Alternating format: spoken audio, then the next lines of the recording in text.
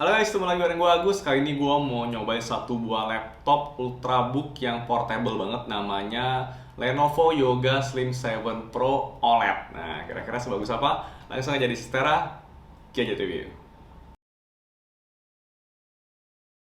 Berlabel sebuah Ultrabook yang portable, tentu aja si Lenovo Slim 7 Pro OLED ini udah pasti harus ringan dong ya. Ringan ini cuma 1,4 kg dan ini cukup slim ya. Ini tebelnya itu cuma 1,5 cm. Jadi udah enak banget buat dibawa kemana-mana. Dengan desainnya sangat elegan kayak gini, berbalut kayak anodized metal ya. Ini kalian jangan kecampur sama yang karbon ya. Lenovo karbon tuh lain lagi, itu bahannya karbon ya. Ini anodized metal dan warnanya lebih kayak apa ya, kayak metal gitu lah. Ini kesannya cocok buat profesional yang emang mau kelihatan mewah gitu dan elegan.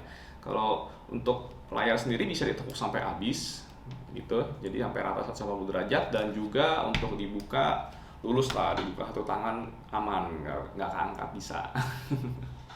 Selanjutnya untuk bagian layarnya, si laptop yang satu ini punya layar mungkin salah satu yang terbaik yang pernah gue coba ya di sebuah laptop. Jadi layar ini emang udah gila banget mendukung OLED, dan dia ukurannya mungkin cuma 14 inch tapi resolusinya ini udah 2880 kali 1800 tuh jatuhnya berarti QHD plus kali ya. Ini juga rasionya jadi cukup unik, 16:10, bikin layarnya lebih kelihatan ngotak, jadi viewingnya lebih banyak, dan desain pinggirnya udah bezel-less, ini asik banget. Kalau kalian yang mungkin belum ngerasain OLED, biasanya pakai IPS LCD di sebuah laptop, kalian pasti tahu lah kalau di handphone tuh beda banget OLED dan laptop apa layar IPS tuh kayak apa tajamnya. Jadi kalau warna OLED itu udah bikin itemnya lebih pekat karena emang lampu-lampu kecil tuh nggak nyala, dan kontrasnya ini beda banget, 1 juta banding 1. Dan juga ini udah ngedukung si refresh rate sampai 90 Hz, jadi udah manjain mata banget. Buat pergerakan mouse juga udah smooth gitu. Dan buat kalian yang emang para content creator cocok banget juga, profesional ya, karena ini layarnya udah color gamut-nya 100% DDCI P3-nya dan juga 125% untuk sRGB-nya.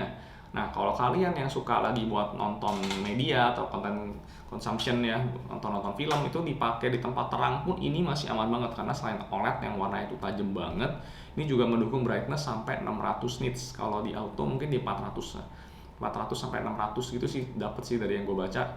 Dan kalau misalnya kalian yang suka nonton lagi, ini harus diingat udah ngedukung Dolby Vision.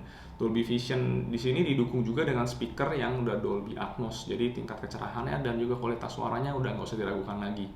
Cuma yang gue sayangin sedikit, walaupun panel ini udah kaca, kelihatan mewah banget gini, sayangnya nggak touchscreen.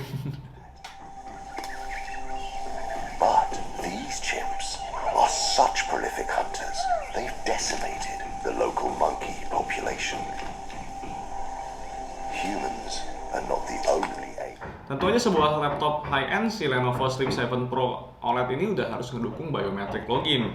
Jadi di bagian atasnya si laptop ini udah ada webcam yang mendukung Smart AI ya. Jadi bisa macam-macam lah, selain udah pasti buat webcaman standar itu kan.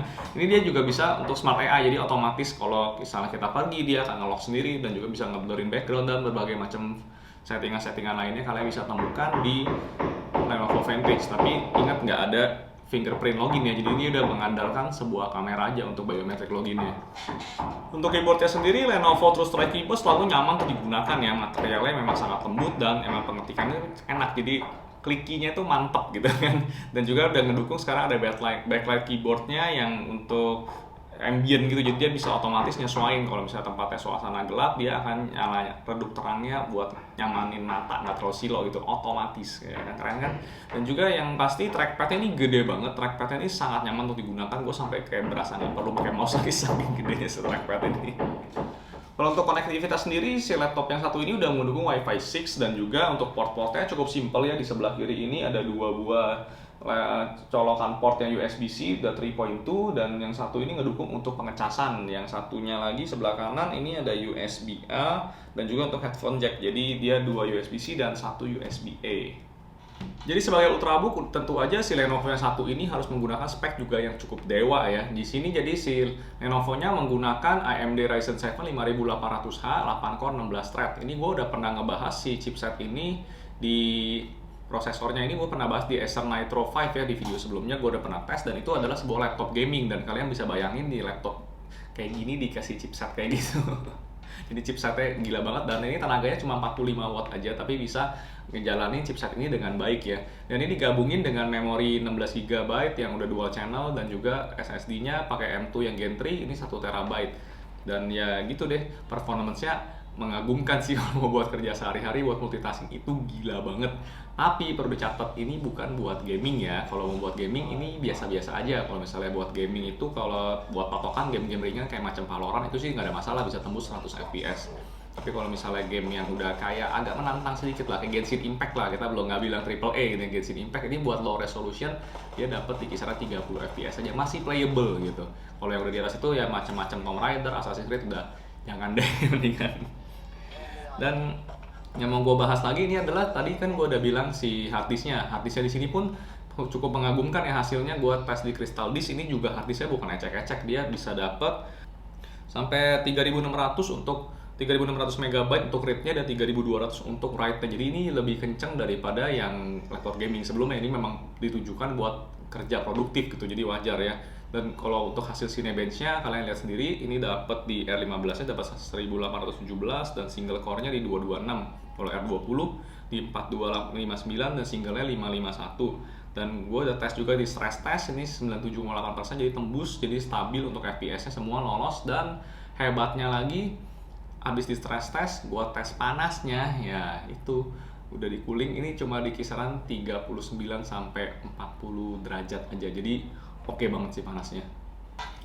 Jadi terbukti si cooling sistemnya di sini juga cukup baik ya, menghandle si prosesornya yang bisa dibilang cukup kuat. Ini memang si prosesor ini ditujukan buat khusus mobile ya, tapi tetap aja yang namanya CPU yang dipakai buat gaming udah pasti kan kerja berat. Jadi dual pipe dan dual fan-nya ternyata bekerja dengan baik, karena hasil stress test itu tadi gue bilang dapat masih 39 derajat sampai 40 derajat. Jadi masih sangat-sangat bagus. Untuk baterainya sendiri, ini baterainya 61 watt hour, ini bisa tahan sekitar 10 jam ya dari gua pemakaian normal itu. Dan juga ini udah digabung-gabung sama Ultra Power Saver, gue sih bisa dapat 10 jam. Kalau misalnya Lenovo sendiri mengklaim bisa sampai 11 jam, tapi itu mungkin benar-benar harus diapain ya, mungkin harus di Ultra Power Save berturut-turut. Kalau gue pakai normal itu dapat 10 jam, dan terbukti emang ini laptop yang kalian kalau bawa pergi nggak perlu bawa chargeran, karena emang ini tahan banget, baterainya bisa sampai 10 jam, itu udah lebih dari cukup buat pemakaian normal. Dan juga kalau misalnya kalian mau ngecasnya lagi, nah ini lucu nih, pengecasannya itu dikasih adaptornya itu 95 watt. Biasanya kan orang cuma kasih 65 watt aja, ini 95 watt, dan efeknya ini gila banget buat ngecas. Itu 15 menit aja kalian bisa dapat kemampuan sampai 2 jam buat pakai si laptop yang satu ini. Dan chargernya pun cukup oke sih, nggak kegedean banget. So, akhir kata, kira-kira laptop ini sebenarnya worth it apa enggak ya? Kalau menurut gue sih ini sangat menarik ya. Kalau gue orang yang emang demen laptop kecil, ringan, dan sangat powerful, gue nggak main game. Jadi gue bisa bilang laptop ini sangat worth it. Apalagi dengan layarnya OLED, ini bener-bener manjain mata banget. Gue emang lebih suka nonton film atau konsumsi media di laptop atau di iPad yang ukurannya jauh lebih besar. Gue bukan tipe yang nonton di handphone. Jadi laptop ini menurut gue dengan harganya yang kurang lebih di 17,5 juta itu menurut gue sangat worth it. Mungkin saingannya kalau yang dipikir-pikir itu cuma sayang dia nggak ini aja sih, nggak touchscreen aja. Tapi selebihnya menurut gue ini cukup worth it dan menarik ya. Dan kalau kalian mau beli ini wajib harus diingat, yang tipe yang gue pakai ini adalah tipe yang demo. Jadi dia masih Windows 10 dan juga untuk Office-nya masih trial. Kalau nanti yang masuk ke Indonesia itu nanti udah dapatnya otomatis Windows 11 dan juga udah Microsoft Home Office Student-nya dapat original. Dan itu perlu dicatat karena kalau beli harus yang asli buat dapat kayak gitu. Dan juga kalau kalian beli Lenovo tentu aja dapat garansinya dan plus ADP, itu worth it banget. Lenovo salah satu yang kasih after sales service terbaik sih. Itu aja dulu, jangan lupa klik like and subscribe ya. Gua Agus di Stargate Review. See you next time.